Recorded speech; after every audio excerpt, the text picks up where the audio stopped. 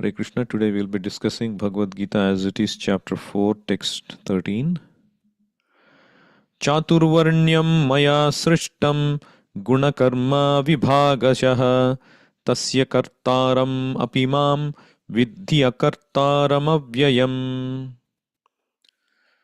So this is one of the very important verses which clarifies a lot of misconceptions about our ancient caste system. Even though caste is not the right word, or that word has become synonymous with a lot of unfortunate meanings. But what here Krishna mentions is very, very scientific. So he says here, Chaturvarnyam, these four varnas, they're not castes, but they're varnas, means divisions. This Chaturvarnyam Maya Srishtam, Krishna is saying Krishna created it. Is it created based on somebody's birth in a family? Oh, he's born in a Brahmana family, therefore he must be a Brahmana. He's born in a Sudra family, therefore he must be a Sudra. No. Krishna is saying Maya Srishtam Guna Karma Vibhagashaha. It's based on one's qualities and one's work he does. Both have to be there. Not by birth. He did not say Janma Vibhagashaha. Krishna is not saying that. Krishna is saying Guna Karma Vibhagashaha Maya Srishtam Chaturvarnyam. And Tasya Kartaram Apimam Vidhi Akartaram Avyayam. What it means is, although I am the creator of the system, I am not part of it. One should not consider Krishna to be, because Krishna was born to Vasudeva, so therefore he is a Kshatriya. He was raised by Nanda Maharaj, therefore he is a Vaishya. No, Krishna is not one of these categories. He is transcendental. Why? Because he created it. It is meant for conditioned souls.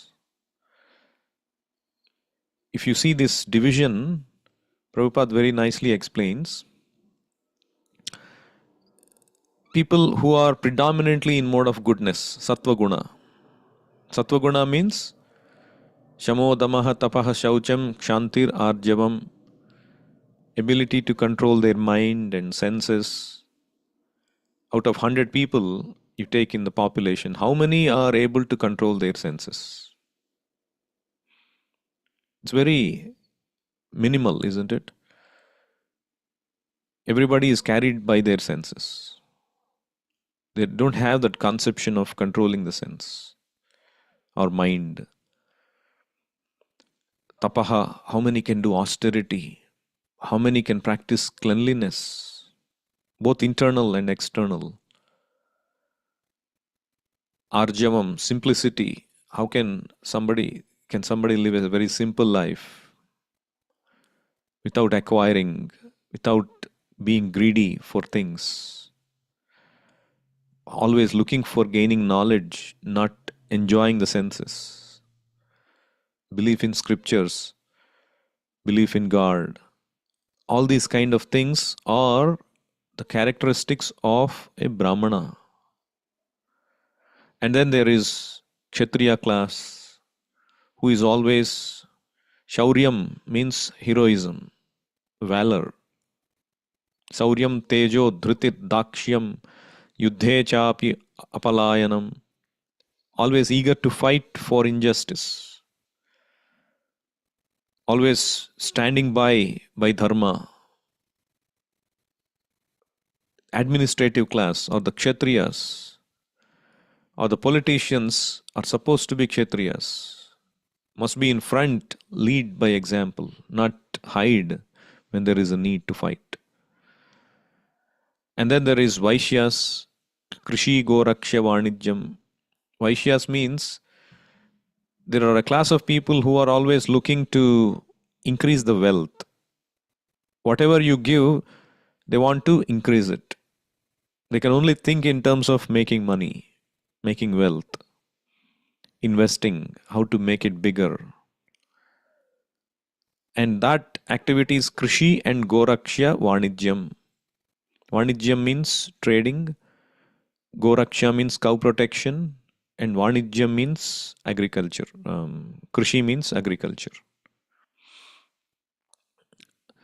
And then Paricharyatmakam karma, one who does not have any specific skill set or not skill set, one who does not do any of these above, one who is happy with providing services to others,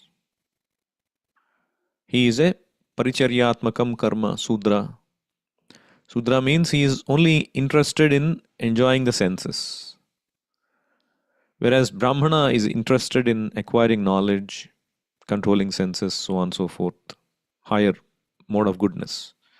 Kshatriya means mixed modes of goodness and passion, predominantly passion. He's passionate about things. Whereas a Vaishya is mixed modes of passion and ignorance. He's passionate to earn money, but he's also ignorant to the higher spiritual aspects. A Sudra is predominantly in ignorance because he is always only considering himself to be the body, always indulging in sense gratification. So, inevitably, in this society, there are these four classes. Whether we like it or not, we cannot avoid. There's always going to be these buckets of people. There's always going to be people who want simplicity, higher knowledge. There are always going to be people who want to fight for justice. Always going to be businessmen, and always going to be worker class. We cannot artificially eliminate them. Even if you take your own companies, for example, we are all working people. In a company, we require these four classes, isn't it? There has to be technically equipped people who have brains, who think, who design, who architect. Knowledge. They're seeking to acquire knowledge. And the people who are guiding them, the professors are making these students brilliant, but the professors are happy teaching, isn't it? In the universities, the big universities, these professors are manufacturing the students who are going out and earning millions of dollars, but the professors themselves are happy just teaching because they are driven by knowledge. So in a company, you need people who are Brahminical nature, knowledge, guidance. And then you need the managers, the executives who can put the proper regulations, who can manage people so that there is proper performance evaluation is going on, proper reward system is going on, proper adherence to law is going on. And then there are people who are the product marketing, the sales, trying to make wealth, isn't it? And then finally, there are people who are supporting all of these people in terms of the people who come and clean up and maintain facilities and maintenance people, isn't it? So we need all these classes for everything, including our own body. In our own body, we need the head which can think and direct where we go. We need the arms to fight. Somebody tries to come and attack. The first thing you do is raise your arms and protect yourself, isn't it? Or you try to attack with your arms. And then there has to be belly to eat food and digest food. And then there has to be legs to work wherever we go. Without legs, we cannot. So all these four parts are important.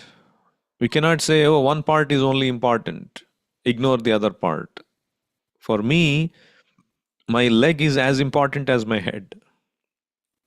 Even though, objectively speaking, without proper head, we are going in a misdirection, isn't it? Even though everything is important, without proper head, our whole travel will be doomed. And that is what is happening in the society. There are no qualified Brahmanas who can understand Vedic literature. And the qualified Brahmanas are, the whole society has become such that the qualified Brahmanas cannot live properly if they are living like Brahmanas. In those days, the Brahmanas were given a lot of charity so that they don't have to spend time in going and earning for their livelihood. The Vaishyas or the worker class, the businessmen, they have to provide charity for the Brahmanas so that they can spend time in gaining knowledge and guide the society. But unfortunately, that part is cut down. People are living for sense gratification. There is no charity. Charity is given to Sudras now. What the Sudras will do, they will further engage in sense gratification. And the whole society is going towards sense gratification. The Brahmanas, therefore, are forced to go and join in companies and work hard and become like Sudras. So, who is guiding the society? There is no guidance. The whole society is going towards hell. In those times, the Vedic times, the whole society was guided towards the higher reality, back to Godhead, driven by the guidance by the Brahmanas. But because now the Brahmanas are forced to earn their livelihood, even though by quality they have Shamodama Tapah Shaucham, but by activity they are engaged as Sudras. So there is no guidance. So this is the unfortunate reality of this present day situation. This Varnashram Dharma has become topsy-turvied. But it is a scientific system of arrangement where everything is properly streamlined in those days. So it is not something which people abuse or accuse. Oh, it is the bane of Indian caste system because of which there were a lot of problems. We should eliminate it and all of that. No, we cannot eliminate it. A high court judge, somebody may say, oh, he's just coming and sitting for 1 hour and he's earning so much respect. Why we have to stand up and respect him? Why he is paid so much? He's just talking for a few minutes and going. People will laugh at you, isn't it? Because there is qualification. And he is not only qualified, he is acting in that qualification. So there is division, you cannot avoid it. But it has to be scientifically done, not by birth. Even earlier ancient times, the Puranas say that it was not by birth. There is this example given of Satyakama Jabala. So this boy, he wanted to become a disciple of Gautama Rishi. So he went to the Gautama Rishi to learn the Vedic knowledge. And in order to learn the Vedic knowledge and chant the Vedic mantras properly, you need certain abilities. You need to practice certain austerities. You need to have certain sense control. Not anyone and everyone can chant Vedic mantras because it requires certain qualification. Just like not anyone and everyone is qualified to operate a nuclear reactor, isn't it? It needs certain qualifications. When people send out a job description, or it needs certain qualification. Because if you don't understand the intricacies and operate without proper training, without proper ability, you can wreak havoc The nuclear reactor is such a dangerous thing, isn't it? So likewise, the Vedic mantras have a lot of power. It has to be chanted in a particular way. Therefore, only qualified Brahmanas are given training in Vedic knowledge. The Vedic knowledge has to be utilized in a proper way. Just imagine if a machine gun is given to a qualified army officer who is using responsibly, or a very sharp knife is given to a qualified doctor who is using responsibly.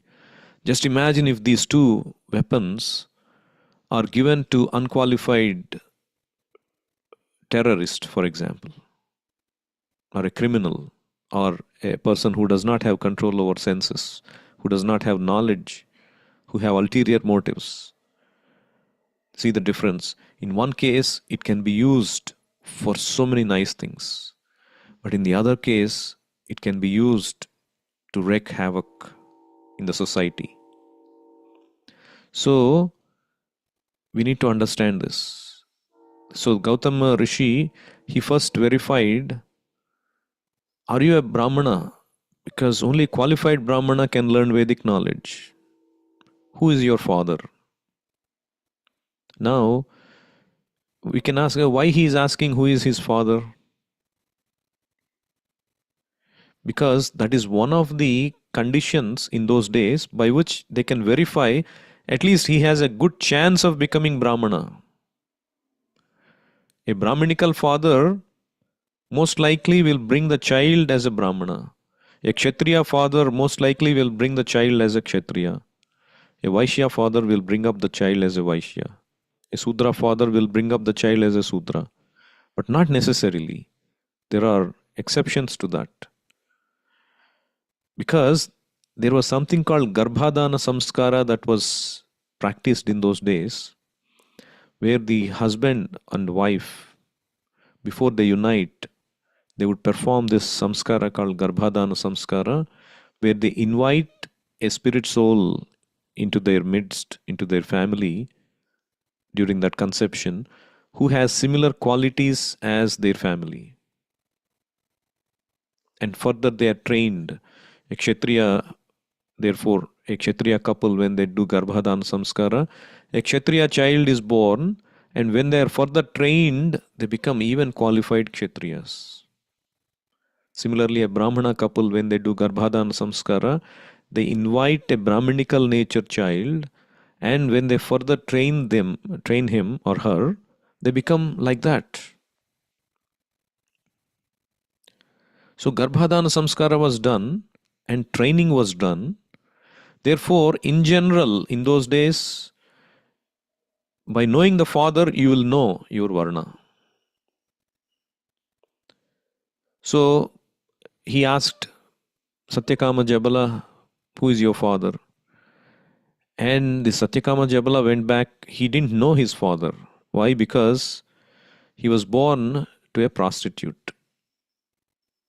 So he went back to his mother and asked her, who is my father?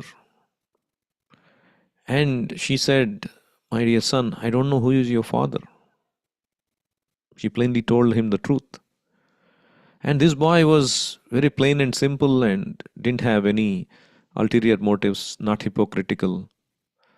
He just went and told the plain truth to Gautama Rishi. And Gautama Rishi said, yes, I will join you as my student. I'll accept you as my student, as my disciple. You have a Brahminical mindset. You are speaking truth without covering it up. Because usually we have a tendency to cover, oh, if I don't know my father, oh, I have to tell something. But this boy did not hide. So therefore he accepted him as a Brahmana. So you see how it was not determined purely by birth. It was by quality. It was by qualification. So that was the system being practiced. When people sent these children to Gurukul, the Guru would identify what qualities he has and he would train them accordingly as Brahmana, Vaishya, Kshatriya. And for Sudras, there is no training. One who is not qualified in either of these categories, they are classified as Sudras. It doesn't, however, mean that Sudra is not given an opportunity to become one of these. Everybody is given an opportunity, especially in this age. There is something called Pancharatra Vidhi, because Vedic Vidhi is gone. Nobody is doing Garbhadana Samskara. So Narada Muni, he has provided a provision called Pancharatra Vidhi, where now everybody is Janmana Jayate Sudra. There is no Garbhadana Samskara. It doesn't matter under what family you are born, Janmana Jayate Sudra. Everybody is born a Sudra. But they can be given an opportunity to become a Dvija. Dvija means twice born, who can accept a spiritual master. Samskarat bhaved Dvija. So Pancharatra Vidhi means identifying anybody who has that spark. As I said, Krishna created these categories. By nature, we belong to one of these categories. We may be having Brahminical mindset, or Kshatriya mindset, Vaishya mindset, or Sudra mindset. And because we are by birth born as Sudra, everybody, the spiritual master can see that spark. If you have a spark of being a Brahmana, you can fan that spark and make it big, and you can become a qualified Brahmana. And that is what Srila Prabhupada has done. That is what our disciplic succession has done. Because in this Kali Yuga, you cannot understand who is what just by birth. So they see the spark. If you have the spark of being a Brahmana, that is further triggered by practice of Krishna consciousness. So this Krishna consciousness movement is making qualified Brahmanas by fanning that spark of Krishna consciousness. So you see Prabhupada, not only in India, but he went to the West and he has picked up the spirit souls, not just materially speaking, not just Sudras, they were Panchamas, they were Yavanas, Mlechas, no Vedic culture. They have all kinds of sinful habits. But Prabhupada saw the spark. Whoever has this spark, whoever was interested in God consciousness, he picked them up and he fanned that spark by hearing and chanting, and they became Brahmanas.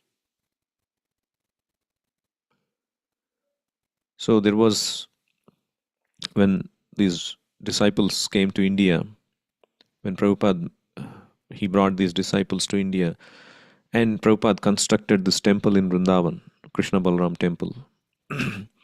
And so for inauguration, he has sent his disciples to call prominent leaders in Vrindavan. So there was one disciple who went to call a spiritual leader in Vrindavan. And he was very envious of Srila Prabhupada. And he started to accuse, oh, Swami Prabhupada, he has gone to the West and he is making disciples from Mlechas, making them Brahmanas. How can that be possible? How can they be Brahmanas? So this is against Shastra and all that accusations. And so this disciple, see the Prabhupada, how he trained them. He quoted a verse from Srimad Bhagavatam, quoted by Narada Muni, which says, Yasya yallakshanam proktam pumso varnabhivyanjakam yadanyatrapi drishyeta tatte naiva vinirdishet. It says, Yasya yallakshanam proktam, whatever the lakshana, whatever the qualities one exhibits, Pumso Varnabhivyanjakam, a person who is in one of these categories, Yad Anyatrapi Drishyeta, even though he may be born in another family, he may be born as a Sudra or a Chandala, but if he exhibits the qualities as a Brahmana, he should be Tattenaiva Vinirdishet. He is classified, he should be considered as belonging to Brahmana because he is manifesting, he is exhibiting the qualities of a Brahmana. And so that person became shocked. Oh, Swami, Prabhupada is training you all so nicely. So he appreciated. So this is the thing, that by quality you can be raised to Brahmanical status, even though you may be born in a lower family. That's what Krishna also says. Mam hi pardhavyapashritya episyuh papayonayah striyo vaishyas tadha sudras tepiyanti param gatim. Anybody, even though they may be born in a lower category, if they take shelter of me, they can all attain perfection. So it is not restricted. Opportunity has to be given to everybody. But unfortunately, in those earlier days, after the Vedic system has been broken, people belonging to higher classes, they started to assert their power, dominion, based on the birth. Without being qualified, they started to assert and abuse the lower classes. And that has, because of that reason, the whole system, it gave bad name. So one should, because it was done by a set of people having bad intentions, we should not shun the overall system itself.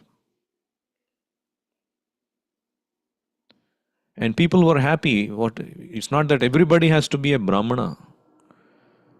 A Kshatriya was happy because he was happy doing what his mentality was about. He was doing what he was happy doing what he was doing. A Vaishya is happy, a Sudra is happy. So the point is, as long as you are using your Varna to please the Lord, you can be perfect. Swakarmana tam abhyarcha siddhim vindati manavaha. By doing perfectly our occupation as whoever we are, we can please the Lord. So it's not that everybody has to be a Brahmana. Okay, Prabhupada has picked up these Brahmanas. Then what about me? I am not a Brahmana. No, if you are a Sudra or if you are a Kshatriya or if you are a Vaishya, you engage in that occupation. But by the result of that occupation, you please Krishna. Tam abhyarchya. You engage the result in worshipping Krishna. Then you can become perfect. But nevertheless, all these occupations, they have to chant the holy name of the Lord. That is the Yuga Dharma. Oh, I'm not a Brahmana, therefore I won't chant. No, everybody is supposed to chant. It is the Yuga Dharma for everyone. That is the way to abhyarcha, to please the Lord. And one last point. Krishna and his pure devotees, just like Krishna is transcendental to the system, his pure devotees, anybody who has attained pure devotional status, is also transcendental. He is not obligated to work only as a Brahmana or a Kshatriya or a Vaishya or a Sudra. To please the Lord, he can act in any capacity. So he should not be considered as belonging to mode of goodness or passion because he has transcended these modes. So that is a special qualification of Krishna and his pure devotees. They don't belong to any Varna. They are transcendental. See how Krishna consciousness provides opportunity for everyone, including the Sudras and the lower classes, sinful classes, and not only brings them to higher Brahmanical status, but it can make them transcend. You can become transcendental to even Brahmanical status. So this is a very interesting topic, very big topic, but we don't have time. I'll stop here. If anybody has questions or comments, I'll be happy to answer.